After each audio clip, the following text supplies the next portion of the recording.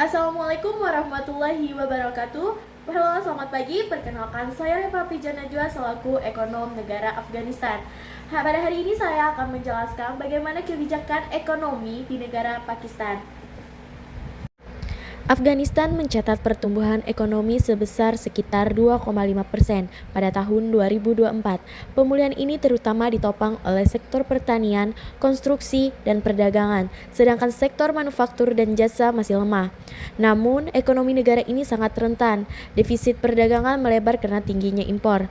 Penerimaan domestik negara sangat terbatas dan banyak pendapatan bergantung pada bea masuk dan penerimaan tak tetap.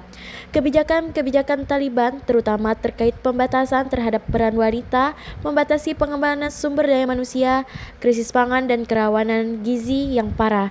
Jutaan orang membutuhkan bantuan makanan. Jadi meskipun ada pertumbuhan, kondisi dasarnya sangat rapuh dan sangat bergantung pada faktor eksternal dan bantuan kemanusiaan. Sebagai ekonom, saya mengamati bahwa negara Afghanistan saat ini sedang berjalan dalam sistem campuran dengan dominasi sektor publik yang sangat dibatasi oleh isolasi internasional dan kontrol rezim. Beberapa kebijakan utamanya yaitu adalah 1. Mobilisasi penerima negara dan pajak, di mana pemerintah Taliban berupaya meningkatkan pendapatan melalui pungutan bea impor dan bea keluar, perbatasan sebagai sumber utama penerimaan. Ada juga penerimaan dari pajak tak langsung seperti pajak pertambahan nilai VAT dan pajak penerimaan usaha atau Business Receipt Tax. Namun, struktur pajak dan penagihan sering tidak transparan, bahkan diwarnai tekanan dan pelanggaran hak dalam pengumpulan pajak. Yang kedua, kontrol dan regulasi ketat. Pemerintah memberlakukan kontrol sosial dan regulasi moral atas masyarakat, misalnya pembatasan internet, kebebasan pers yang berdampak pada aktivitas ekonomi digital, dan juga kebijakan diskriminatif terhadap wanita seperti pembatasan partisipasi wanita di pekerjaan, pendidikan, dan aktivitas publik, melemahkan tenaga kerja dan potensi produktivitas manusia. Ketiga, kebijakan tenaga kerja dan ekspor modal manusia. Itu salah satu kebijakan baru pemerintah Taliban memulai memfasilitasi pengiriman pekerja Afgan ke negara asing atau labor export sebagai cara mengurangi pengangguran dalam negeri dan mendatangkan remitansi. Ini adalah semacam substitusi pekerjaan domestik dengan mengandalkan pasar tenaga kerja luar negeri. 4. Bantuan internasional dan hubungan ekonomi luar negeri. Karena banyak negara dan lembaga donor tidak mengakui rezim Taliban atau membatasi interaksi, bantuan luar negeri sangat krusial. Namun, bantuan itu sering terkendala oleh sanksi, pembekuan aset, dan ketidakpastian diplomatik. Pemerintah juga menjalin kerjasama energetik atau pasokan pangan dari negara tetangga, misalnya impor listrik, kontrak pangan untuk menutup kekurangan domestik. Adapun tantangan dan konsekuensi kebijakan.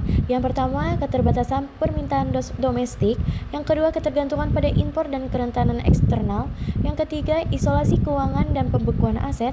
Yang keempat, keterbatasan investasi swasta dan kepercayaan investor.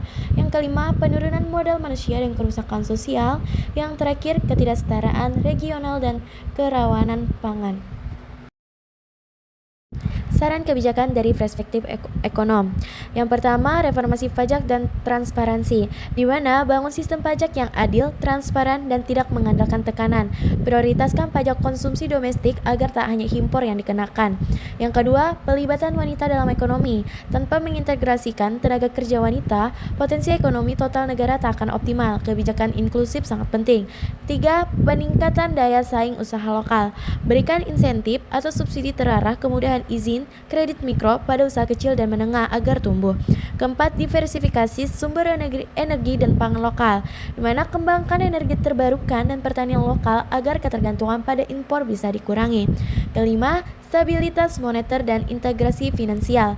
Jika kemungkinan, rehabilitasi institusi keuangan, bukan akses perbankan dan manajemen likuiditas untuk mendukung kredit usaha. Keenam, diplomasi ekonomi dan bantuan terarah. Walau situasinya sulit, perlu strategi diplomasi agar bisa mengakses bantuan bilateral atau multilateral dengan syarat transparan dan akuntabel. Saya melihat bahwa Afghanistan saat ini berada di titik yang sangat sulit. Pertumbuhan yang rapuh, tekanan internal yang sangat besar, kebijakan yang diambil rezim bisa membawa kemunduran atau membuka jalan pemulihan.